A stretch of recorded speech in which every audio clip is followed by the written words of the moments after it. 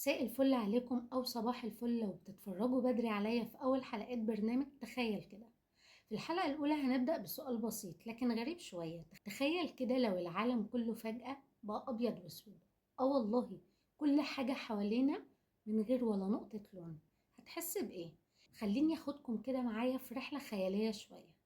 تخيل بتفتح عينك الصبح تلاقي الدنيا كلها لونين، أبيض وأسود. مفيش سما زرقاء ولا شجرة خضراء ولا اللون البنفسج في الورد اللي انت بتحبه.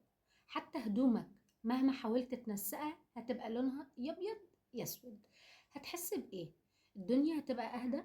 طيب هتبقى أبسط؟ ولا هتحس إنك عايش في فيلم قديم تايه ومش لاقي حاجة تربطك بالحياة؟ اللي يمكن كتير مننا مش بياخد باله منه إن الألوان دي مش مجرد شكل حلو أو منظر يسر العين. الألوان ليها تأثير نفسي وعاطفي رهيب علينا. عارف إن في علم اسمه سيكولوجية الألوان؟ العلماء أثبتوا إن كل لون بيأثر على مزاجنا وطريقة تفكيرنا. يعني الأحمر مثلا بيحرك العاطفة والطاقة، عشان كده دايما بنشوفه مرتبط بالحب أو الشغف.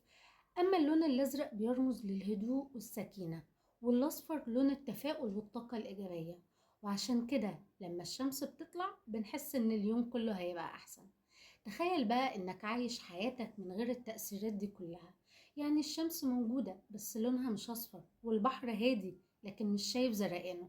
حياتك كلها هتبقى زي الصور القديمة بنشوفها بالأبيض وبالأسود. يمكن شكلها جميل شوية في الأول، بس بعد كده هتحس إن في حاجة ناقصة، في حاجة غلط يا جماعة. طب تعالوا نتفق على حاجة. لو كان عندك فرصة إنك ترجع لون واحد في العالم هتختار إيه؟ الأحمر للحب ولا الأزرق للهدوء ولا يمكن الأصفر اللي هيديك طاقة إيجابية؟ خد كده لحظة وفكر، لأن كل لون مرتبط بشعور.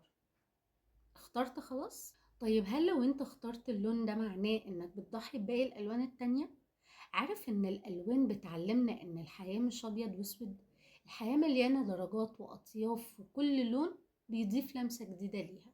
ولو فكرنا بجد هنلاقي ان الألوان دي مش بس مناظر حوالينا، دي حياة كاملة. مفيش لون أهم من التاني، لأن كل لون بيمثل جزء من اللي بنحسه أو بنعيشه.